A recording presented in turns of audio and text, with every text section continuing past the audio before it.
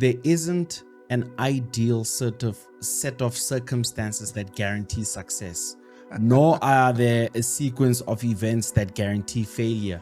You try and influence the elements that you can to guarantee your success, i.e., you work hard, you promote your business, you market your business, you make sure the quality of whatever product it is of the highest. If it's a service that you provide, it's the highest sort of service. You are diligent. So the more no's you get, the better you get at knocking. So you try and find out, why was that a no? Why did that not work there? And take learnings from there. And those learnings position you better for the next opportunity.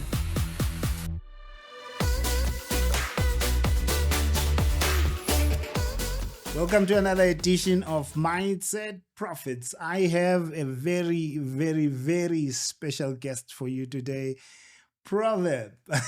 Some of you will know him from TV, SA Idol. Some are in love with his music. Some are in love with his new book and another best-selling memoir. When did you write the memoir?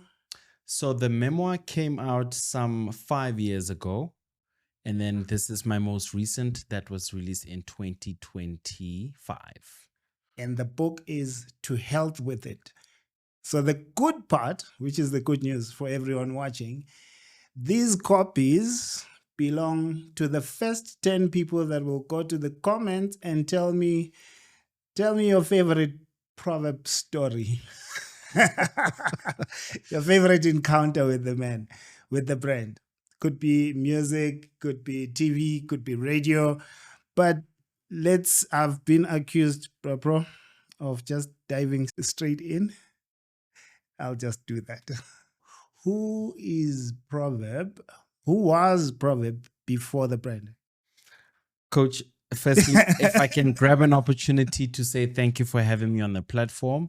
Yes. If I can extend my salutations to your viewers audience and subscribers and your audience at large. Otherwise, who Proverb is, I am Tebogo Thekisho.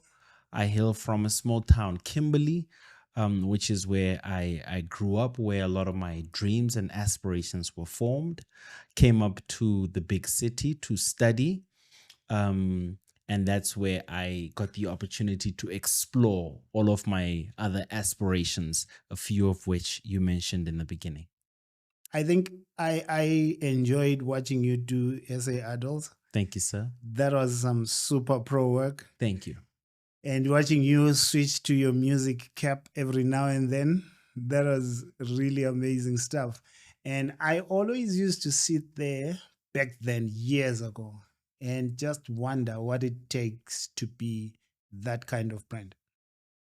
What it takes to be on that kind of stage, doing work that good. Look, I think the items you mentioned, South African Idols and all that is all the results and the consequences of the earlier work that had been done. So it's all connected. It's all connected. Also because, I started these television, for instance, in 2003 as a Channel O presenter. I was what is known as a VJ, which was a video jockey. So I had done television extensively from 2003 on Channel O. I did a stint on Jam Alley. I did a couple of appearances. I did Survivor.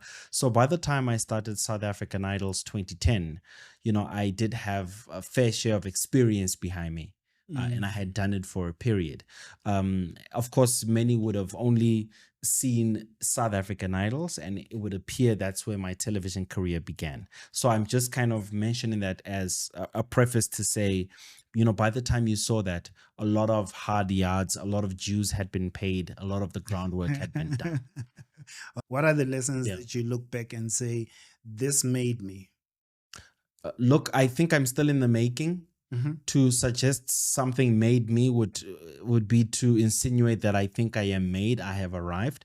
And I do not believe that. I think it's a continuous process that I'm still on. I think it's a journey that I'm still on. I'm still adding the building blocks. So started with television, a little bit of radio after studying sound engineering. The music followed on at 2005. And even now, the development continues. I'm studying. I just completed my MBA. I'm looking to embark on my doctorate, God willing, this year. So it's a Should I say continuous. congratulations? Well, it's a little premature in that I still have a section before I officially graduate. Yeah. But I'm aiming to graduate in April, and then pursue my doctorate. And the point I'm making and mentioning all of that is to say I've never considered myself having made it or having arrived or having reached any kind of end goal. It's a continuous personal development journey. Okay. There are many that will look at you and say that to get to where you are, Yeah. I would have arrived. Okay. But when we listen to you, for you, it's like one of your songs. It's still in the beginning. Sure. Fair enough. Coach, I think we all have different aspirations. So I continue to add. Maybe that's why I've never stopped to reflect and feel like I've arrived anywhere. I think because one is constantly adding, setting new goals, setting new targets, it just feels like a continuous process. And honestly, I prefer it that way because I think you then, run the risk of complacency, of, feeling as though this is it, but I constantly try and break the proverbial glass ceiling and just aim for higher constantly. I'm sure you do too. Yeah, I do. I do see it that what I used to call a really, really big goal Yeah. a couple of years ago, Mm. when I get to it, by the time I'm there's another bigger one, 100%. much Yeah. bigger than one. Yeah. And I think that's yeah. the constant evolution.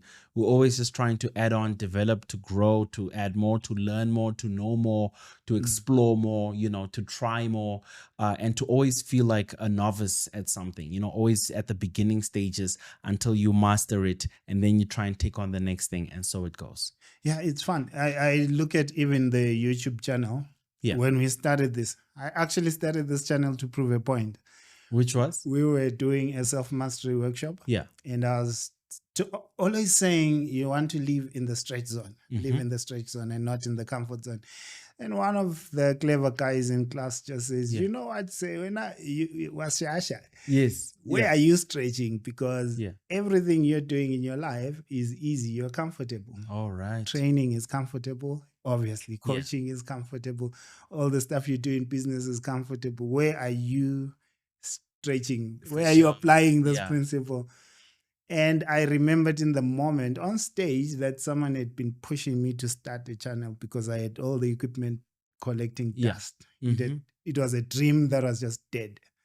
So I just said, I'm going to start imperfectly. Yeah. I'll do it. It's going to be horrible. Don't laugh too much, but I'll start in front of you and you guys are going to see me do it.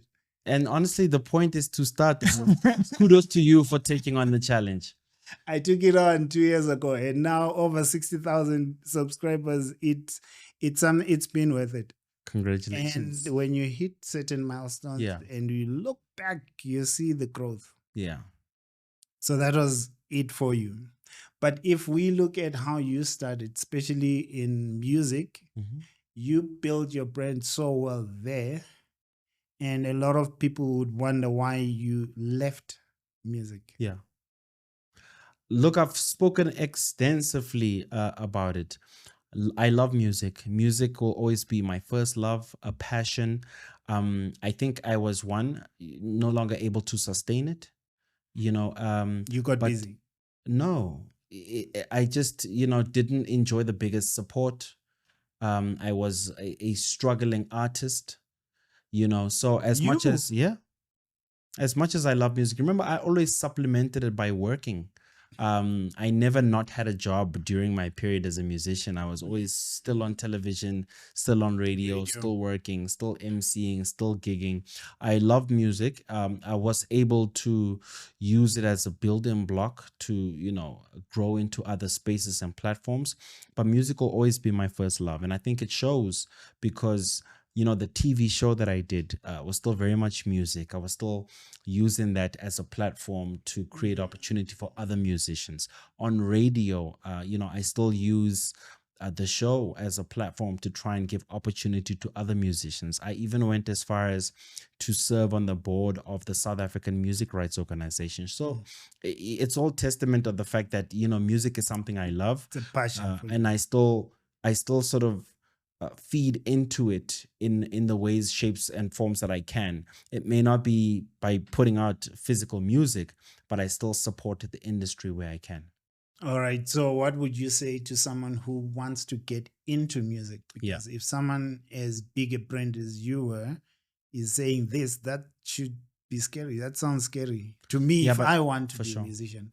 No, I'm from a different generation. I'm from a generation where we didn't have digital platforms. We didn't have the kind of reach. We couldn't build these kind of platforms where you said how many subscribers? It's 66. See what I mean? So I think I was just before the generation of the advent of online and digital. I think now it's ripe. Now you can build an entire career off of just your cell phone.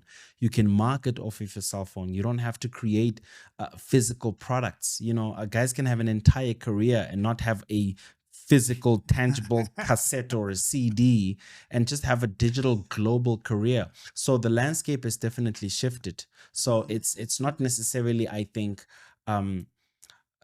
accurate, I think, to reference a guy from yesteryear and say, how would you then recreate that now? Because the landscape has shifted.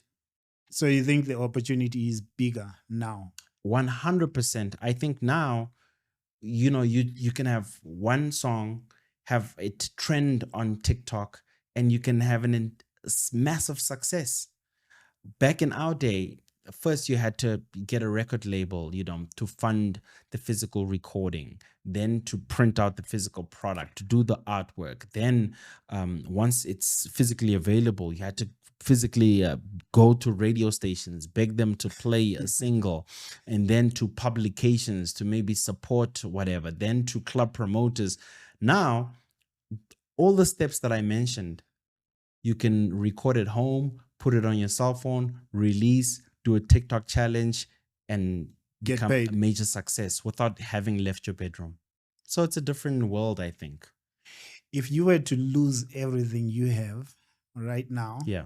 what part of your talent, your background do you think you would use to rebuild? Look, I don't mind. It doesn't even have to be anything in line with what I'm doing now. Is it? When I was younger, I remember when I was studying sound engineering. Yeah. I wanted to work in the supermarket. I tried to work at the restaurant. I tried to work, and I'm not above any of those things. Should I reach a point where that's what I have to do, that's what I will do. Remember, my mom and my grandmom have passed on. There's no going back for me. I am the last line of defense in my family. So I will do what I have to do to take care of my kids, my family.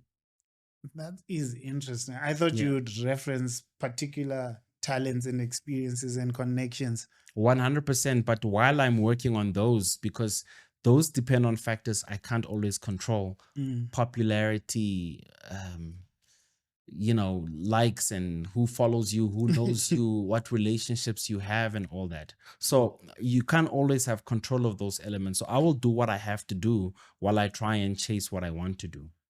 All right. So I'm going to get into the book. Yeah.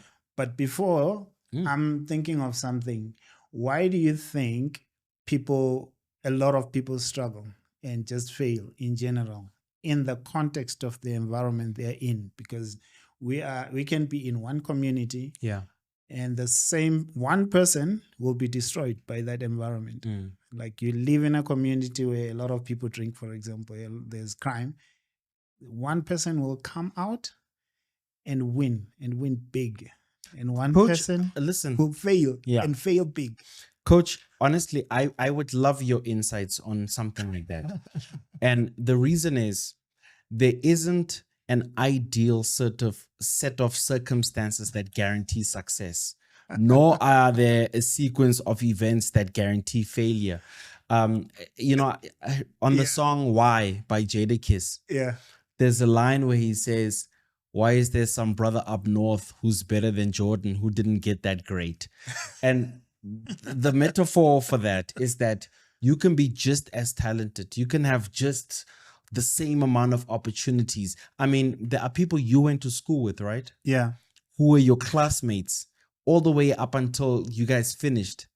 It's more than likely that, if you studied beyond, Yeah. you went with them too, or you saw what they did. Yeah. And yet they didn't amount to much.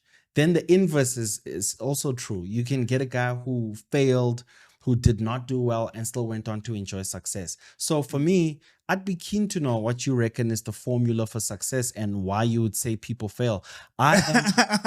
It amazes you just as much. Because I am far from being knowledgeable enough to know for sure what guarantees somebody's failure or guarantees somebody's success.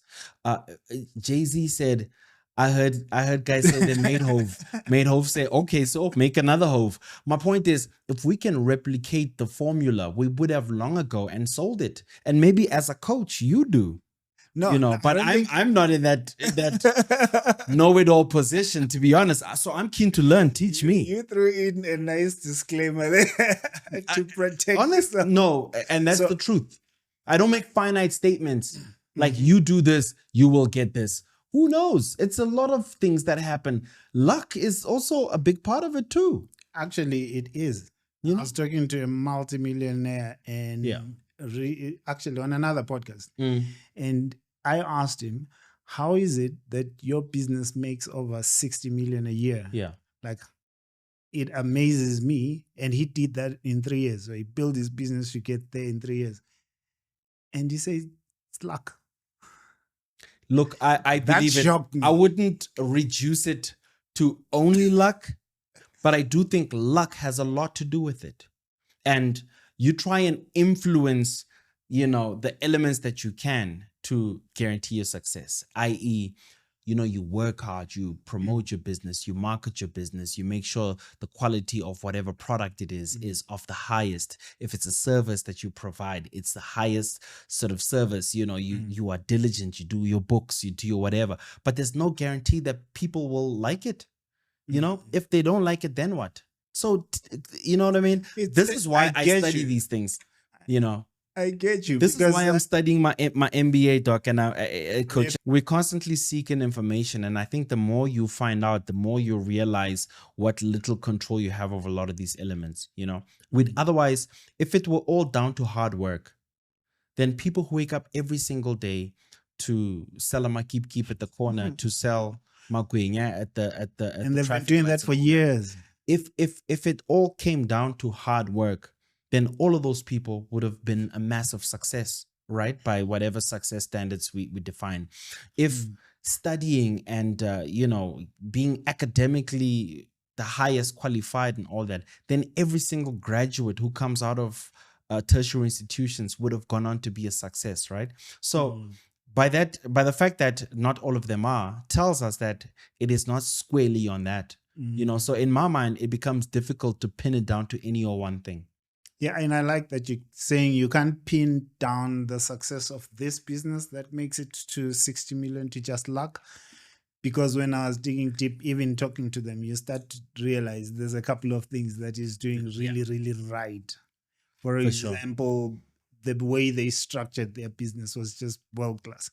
And I think when he's in the person in it, he doesn't see how well he's doing, because looking from the outside, I get to compare what he's doing to the next guy, and you see how inferior in terms of execution the next guy is.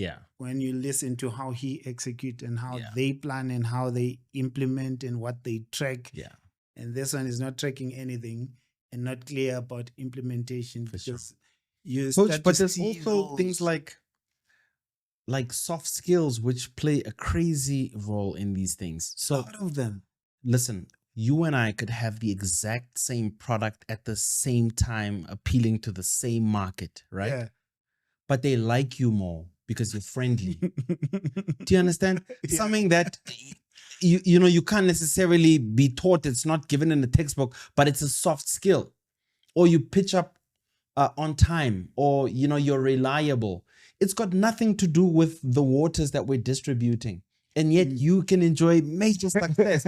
And I accidentally posted something the other day and I made an outlandish statement.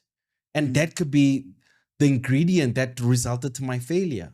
Anyway, I just find No, these no, things fascinating. it's fine. Am I for making you to sense go. though? You are, and I'm loving it. So when you look at your growth to where the places that you've been Yeah. to, do you see any soft skills that you had that contributed?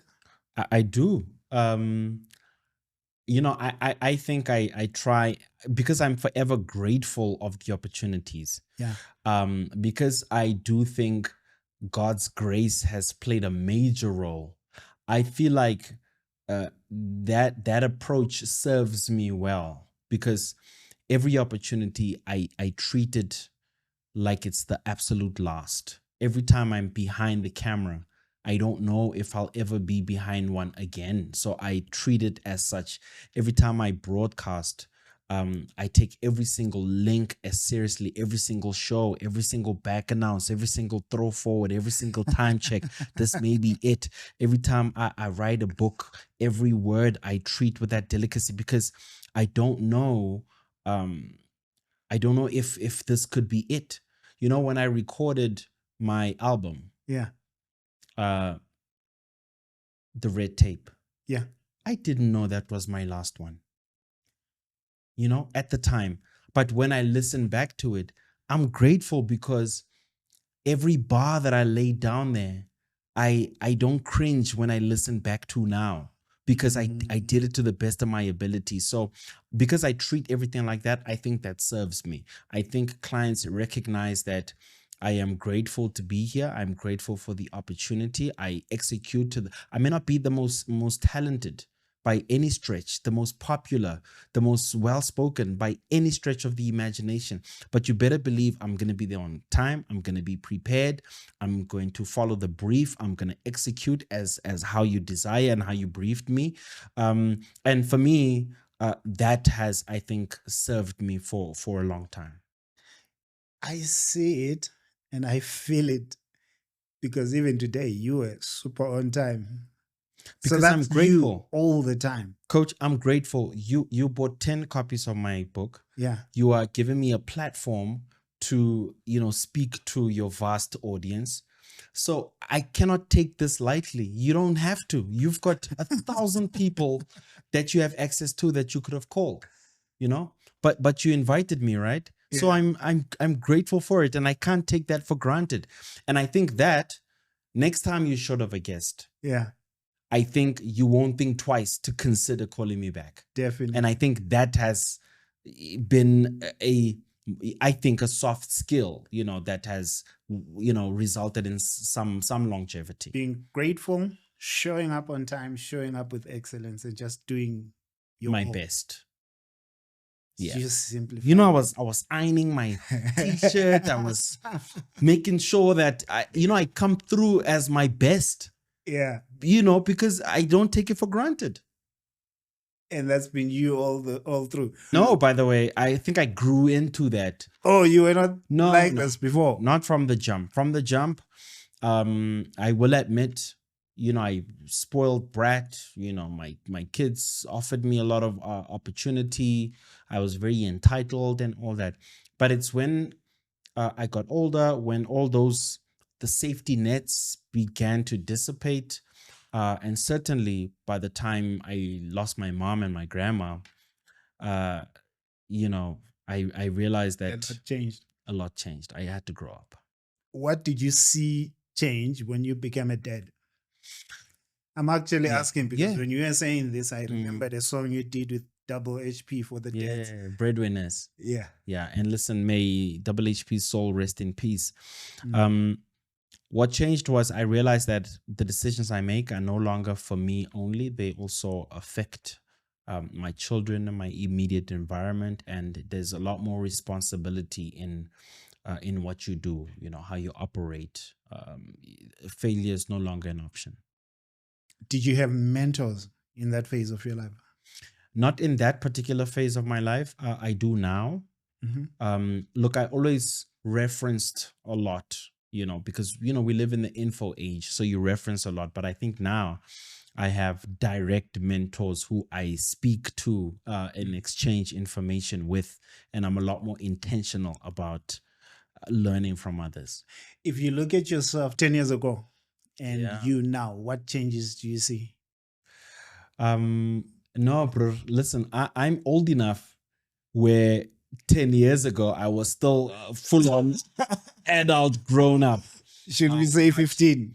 Um, I think 15, for the sake of the point I think you're trying to get at, Yeah. is probably more accurate. It's safer. Yeah. So I think 15 years ago, I was a lot younger, a lot more, let me say, entitled, because I had both my parents, I had opportunity. I had just had maybe my firstborn. I think my second had just been born because he's 16 now. Yeah. So I was, a young adult. I had been thrust into fatherhood, which was a wonderful, exciting opportunity. And maybe that's where the maturity began. And I think I nurtured it up until where I am now, where I think I'm fully focused. I'm clear about what needs to be done. But I'm also clear about how short lived everything is and how dispensable opportunities are, and things can disappear. I've seen many of my peers, we all Yeah. have, and you've seen how that goes. I thrive in entertainment, but I'm also aware of how brutal it is. So I'm still trying to empower myself so that my skill set is beyond entertainment, and I can't be restricted to it. So Okay. that should the radio gig and the TV show has ended, the music career has ended, there's other avenues that I can explore to sustain myself and my family. Okay. How do you protect your family from the spotlight? I just Because keep you them are away. a very big brand. No, I just keep them away from it. And you can imagine my young adult children Yeah. are very active in these spaces. So, I just try and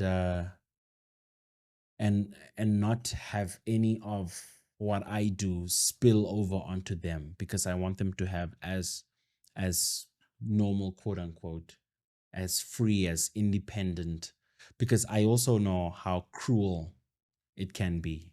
It can be, especially You on know, social media. yeah, so I try and protect them from it where I can.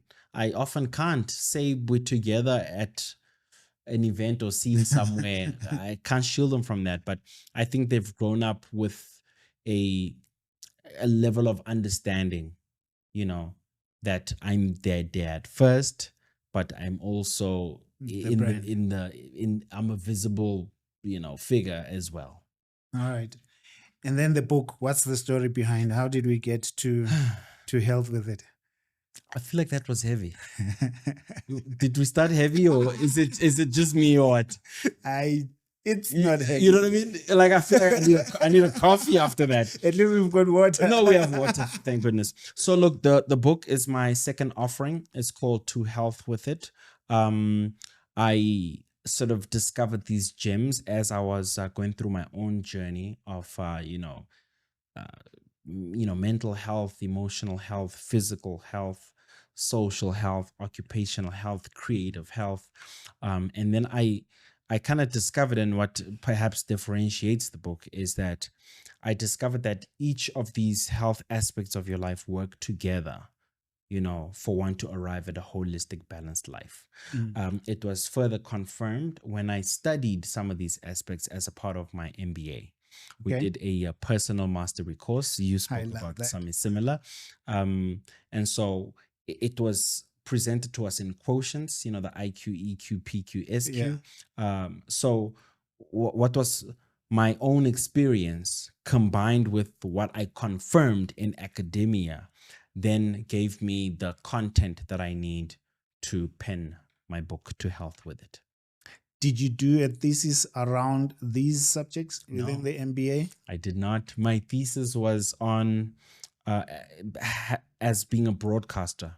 I did my thesis on digital disruption on traditional broadcasting.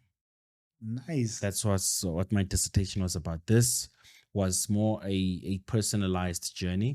Even though the book is not a memoir or about me, I do reference my own life, Mm. to kind of give context to how I arrived at uncovering these learnings. So when you mention these, the different, I call them intelligences. For sure. You have them as health, spiritual health, social health. I'm curious to hear what you mean by creative health. Sure. I know So, what creativity means, yes. but how does it become creative health? So, as creative beings that we are by nature, Yeah. we need to cultivate healthy ways of exploring, of harnessing, of exercising our health, because suppressed, has the inverse effect. So I Mm. explore, the avenues that I then found to express my creativity, especially since music for a long time was how I was expressing my ideas, my thoughts. Now, uh, an exercise like this, for instance, is how we explore our creative health. It's an opportunity Okay. to connect, to learn, I get to learn from you. I get to Mhm. maybe ask you questions, or Yeah. as you ask me, so I uncover some things. And it expands also to the other aspects of our health, our social health, who we interact with, where we are, what we're doing, what activities beyond just work, because that in its own is occupational health. Mhm. But all of these are concurrent. So it's about also finding the creative expression in the other avenues of our lives. Even when we're interacting with our family, there are creative avenues of exploring, of expressing, and just the importance thereof. So that Cool kind of a stuff. thing. Cool stuff. What's the opposite of creatively healthy? Yeah. What does unhealthy look like? Is suppressing your Being creativity, suppressed. withholding, not learning, not growing your mind, not growing your exploration, not satisfying your curiosity. And all these things can have inverse effects on mental health, on just your ability to socialize, your all-round happiness and well-being. So the suppression of anything, just like in physical health, not exploring your physical health has health implications, right? Yeah. So your creativity, so your mental health, so your emotional, everything not harnessed to its full degree, I think has adverse health effects on you as a human being. So as you work and you grow in your career, do Yeah. you think you've seen people like that are suppressed creatively? Look, I primarily try and speak for me first. Mm-hmm. And in the book So you've challenge been there. you to for yourself 100%, where your creativity is stifled, you become just a robot or a zombie, for lack of a better, Okay. and you just kind of don't, and you have this imbalanced life. I know we sometimes get so caught in our work that we've got no time for anything else, or get caught in our social lives and don't have time for our to explore ourselves academically, intellectual health, spiritual health, knowing our place in the world and all that. So for me, it's what's important is, as the biggest takeaway, is that none of these things work alone. I think everything is conjoined, and for a balanced life, the scale should never tip and hang on to one bigger than the other. It should all be balanced, I think. So when you look at, for example, creative health, you said Yeah. there were moments where you were creatively stifled in pockets of your career. Absolutely. Do you think that was down to external circumstances or it was internal? I think you have control of your life, right? So you can be in a circumstance where in it you choose to harness or to include your creativity. Mm. Okay, so whatever is happening, you have greater control That's the one inside. thing we can always control. We can't control the external environment, Mm. but you can change how you respond to it or interact with it. What did writing the book change in you? and how you do things, Um, so exploring all of these. it for me it challenged me to think of myself as a holistic being and not as any kind of individual thing. I'm not uh, a creative or just an academic or just a broadcaster or just a dad or just a friend or just a I'm all of You these all of things. it. I'm all of these things. And it's also reminded me to place importance on all of these things. And I still struggle with a lot of them, Okay. including social health. I have a poor social life. I have a poor social life. And so So, what advice is in the book for you? it is to be intentional, to be intentional. And bear in mind, because I said everything works together, right? Yeah. So I try and connect with my, say, classmates, for instance, not just academically, but socially. So, in other words, that's where the crossroads and the intersection of intellectual health and social health meet. Mm. My colleagues, I try and have a relationship with them where we connect on commonalities over and above the fact that we work together. Again, Mm. that will be where the intersection of occupational health and social health meet. Mm. I don't know if I'm making Yeah, sense. it's connecting. Because it all connects, and because I'm aware of the social longing that I have, and how life has kind of makes you a recluse a little bit, Mm. right? But because I'm aware of it, I then have to uh, be intentional about it, even if it's in other environments. So when I host a corporate function, Mm. usually I would host a gala dinner. Good night, everyone. Get off the stage and go.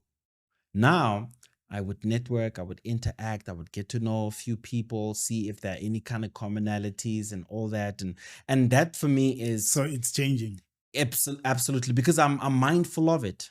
But it's how I'm seeking the community, in using the other things as a vehicle to arrive at it. I hope I'm making Yeah, no, sense. you are. And when I look at these, I like that you expanded them so well. I see situations for many people Yeah. often Mhm. where they're doing really well in one or two Yeah. of the pillars, Yes. especially financial and occupational, Yeah. but frustrated and they don't get why. Mm, And when I look at this list, they have blind spots in other parts of their lives yeah. and they're not really paying too much attention to those. Yeah. I think the example I give when we have a chat up around this is Steve Jobs building the biggest company in the Yes. world Mm. and then saying, if I had to do it all again, I would not have lost the relationship with my daughter. Sure, you see. My gosh. So the book, Yeah. like that anecdote you just shared, is is not written prescriptively as these are the 10 steps you need to take, Yeah. but it's written to say, explore in your own life, where are your blind spots? And how can you conscientize those and then begin to behave accordingly? Because you might be having them. Actually, they are blind spots. So Yes. you don't see until you Yes. read a book or you Yeah. listen to someone speaking about it. Yes. And you see, oh, Yeah. I'm not paying attention to that. A- And I need to. Absolutely. And I think what hurts more is realizing in your 50s, 60s that you made sacrifices that you Mm. didn't have to. Yeah. Oof. That's profound, brother. And that you didn't need That's to. profound. Well said. All right. So if I look at financial health, what's your focus here? Again, my own experiences and what I've learned as well. I did an investment course as a part of, well, for myself really, but also where a lot of To this gain comes some from. context. So for me, it's just things like your financial habits, your relationship with money, your thinking about the future versus instant gratification, but also rewarding yourself and not it being, a punishment where you're thinking so far ahead and about the future that you're miserable now, or you short of important things. It's about that striking that perfect balance, about thinking for the future, about nest eggs for your children, for instance, about having a relationship with debt, good debt or no debt, being debt free, being financially free, creating systems where you don't you enjoy passive income and all that. So it's Okay. all these kind of financial lessons from personal experiences, but also from what I've learned. And also I consult scholars. My Around financial these as well. 100%. So my financial advisor, I definitely consulted in aspects like this, as an expert in that field. Okay. I love Yeah. that. So as we wrap, I'm gonna ask for advice for certain people from you in your experience. Yeah. All right, let's not say advice. All right. Because I could see where Because you're going. yeah. Remember, for me, the reason why I always struggle with even self-help books, for instance, Yeah. is because I'm always wary of taking the position that you have mastered something to the point where you can tell everyone else how to do it. I would rather you say, this is what I have learned from my experiences. What have you learned from yours? Let's exchange notes and learn from each other, because you know things that I'm still to figure out. I may know things that you're still to figure out. So rather, Definitely. let's exchange, as opposed to So how would you me frame standing on the pedestal and saying, this is how you do it? listen to me, my legion of no. You understand? How would Yeah. you frame the question? I would say, here are some of my perspectives informed by my experiences. No, on my side too. Oh, How yeah, you I would- frame the question. Well, you Let's tell me, give advice. but tell me what's the takeaway you would like, and then Right, so- let's reverse engineer it. I want to look at advice that you'd give to people that are starting out in music or content Okay. creation. Yeah. Just about the journey ahead. How would you frame that question without saying advice for? All right, that's fair. So I would say, comparing your experiences versus what you Somebody starting have out. witnessed, because we are consumers of the stuff. You've seen trajectories and careers. Based on that, what have been the most applicable learnings that somebody could use? You're upgrading my No, questioning style. yeah. No, I mean going forward. It's my poor attempt at diplomacy. No, And I so do get you. Look, I believe there's a lot to learn for anyone who wants to follow a path similar to yours. And you've had experiences and you've seen some mistakes, you've Yeah. seen some blind spots along the way. It would be nice to see, to hear from you, Yeah. what those are Mhm. and what the big ones are. Okay. In terms of, I talk music Content or creation and Yeah. music. I would say we are in the digital space. It is your friend. Take full advantage of it. It's largely free. Information is largely free. Access to AI, to digital platforms is largely free. So I would say, inform yourself, empower yourself with information. Use the advantage that technology gives us, proximity to those who have excelled in a particular space. Study their models, and tailor it to your particular set of needs, and harness it to the absolute fullest to create not only content, but to grow your brand, to position yourself, and to constantly learn, but never ever stop learning. What principle or advice or tools did you use when you were getting rejected, knocking on the bigger doors and getting a lot of Yeah. no's? Rejection, in my humble opinion, is can either be firepower or can it completely extinguish your fire. So for me, I used it as fuel, as motivation, to sort of prepare better for the next opportunity, the next door that you knock on. So the more no's you get, the better you get at knocking. So you try and find out, Why was that a no? Why did that not work there? And take learnings from there. And those learnings position you better for the next opportunity. Nice. What about the times that you were trying and it wasn't working? Have you Yeah. have you had that? Yes, it's still happening now. What are you talking about? Yeah, that's a part of the human experience. Yeah. Yeah. What gets you going when things are not working and you've tried and it seems like you've tried for a while? Yeah. Remember, failure is not the option. I don't have the privilege of folding my arms and saying, well, that didn't work, it failed, let me quit. So for me, I think the absence of a safety net is my reality, and that informs my attitude towards failure, where I give failure zero option. Every time failure rises up, my efforts only get greater against it. But the option of accepting defeat simply do not exist, because there isn't another option. So that's it. You took away the safety net. You took away the option to quit. It went away. I didn't necessarily take it away. No, it dissipated. I didn't ask my mom to no longer be there as my backup plan, or my grandma. And again, not to say my dad isn't active in my life. He very much is, still very much a support system. But these realities have made me realize that, I am the last line of defense.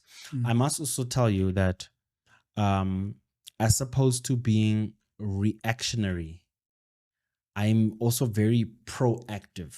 And the adage that says, before you chop down a tree, you have to spend time sharpening your axe. Yeah. So while all these opportunities you bump heads with, continue to sharpen the axe, sharpen the axe, sharpen the axe. One day you'll encounter a tree that your axe can take. So until that's happening, man, I stay sharpening the axe, personally developing, growing, learning more skills, developing myself and all that. Go and knock, get a no, come back, develop some more, grow. Go and knock, get a no. Eventually, man, I'm going to be strong enough, well positioned, have all the right tools to knock down that tree. Because you don't stop sharpening the saw. You can't. Is that the same message you would give for someone who is in their late 40s and they feel like they've I'm in my failed? late 40s. No. The person that is there and feeling not like late. Yeah. But feeling like they've failed, like Yeah. and knowing that they have to start over, like For from sure. scratch, because there's a lot of people in that, especially after COVID. Look, again, out of fear of being overly prescriptive, we all on our own journey and own path. Yeah. And your degree of privileges, I guess, informs how desperately you pursue or chase something, right? But again, for me, because it simply isn't an option for failure, I make no room for it. I have to suffocate it, and to do that is by being overly prepared, overly ready. So if you apply to your own life, consider how high the stakes are, how life-changing this may be. What's the end goal, the result that you're after, and depending on how high that is on your hierarchy of needs, you will then behave accordingly. I'm sure you've heard that thing about, if you want success as bad as you want to. You've heard that thing, ne? Yeah. How does it go again, coach? You would know it better. I'm sure you use it sometimes. It's E.T., a guru that was taking someone to the water. If you want success as bad as you want to breathe. I think he was drowning the guy and saying, feel what wanting to breathe feels like. Yeah. Taking out of the water and say, if you want success as bad as you want to breathe. Yeah. And I think that's exactly it. I think you decide for yourself, how badly do you want to breathe, which then determines how badly you want the success, right? There's something you said, I think, like 5 times now. you took away the option to fail. The Yeah. option to fail has been taken away. The option to Yeah. fail. So, do you think there's a lot of people that don't realize it's in their blind spot? They don't realize that the option to fail is still there for them. They are comfortable. Possibly complacency, I think, is an It's there enemy, for many. I think. And we all have a degree of it, at varying degrees. There's, because as an example, I've put some vehicles in place where I enjoy passive income, and Yeah. that affords me a certain degree of complacency. So Mm. I think how you've established your life and how your journey goes and your set of circumstances determines also the degree of your complacency. So it's definitely ever present. I think one just needs to be mindful of it, manage it so that it doesn't become debilitating. But I do think all of us have a degree of it and a level of it, just like we have a degree of desire and of hunger and of passion.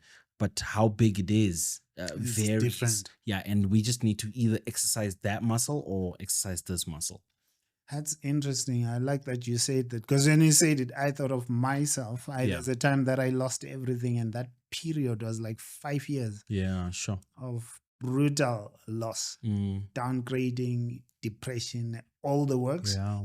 And when you're saying be careful that it doesn't cripple you, Yes. Yeah. that was me, Mm, where the complacency was Yeah. crippling. mm, You are struggling, you know you're struggling. yeah. You're suffering, you know you're suffering, but you're not trying to get out, and you know you're not trying. Yeah. I think it's that thing where maybe you try one thing and it fails, and you feel so bad Mm, because failure doesn't feel so nice, No, especially when you're there. terrible. Yeah. And then because of how failure felt, you feel like I shouldn't even try, because then I won't get that feeling of Yeah. trying and failing. If I don't try, I Mm, can only say, nah, I'm chilled. yeah. So the option to fail is alive and active for me in Yeah. that phase of my life. Mm. That's the situation. We are in alignment, brother. No, we are in alignment, No, thank you. What can we look forward to in terms of the book? Where do people find the book Yeah. besides the top 10? So if you're in the top 10, just drop the comments, your favorite.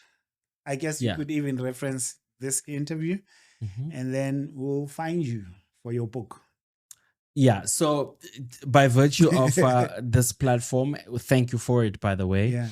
I would say the first place would be to be in the top 10 here so that you can get your Get the copy. book. Otherwise, it's also available in bookstores and online. So, all the reputable stores, everybody from exclusive books to Reader's Warehouse, you name it, books and things at airports, you'll definitely find it.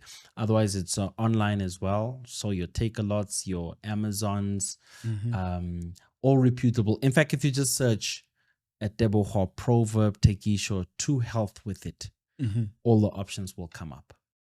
I like those kind of answers. Not many give them, because in simple terms, you just say, I'm everywhere. Look, I do have Penguin Random House as my publisher, and Okay. their footprint is global, So anyone, So- anyway, because I like that the community here Yeah. is global. There you go. There's a lot of countries, a lot of people that will say, let me get Yeah. the book from a Indeed. different country.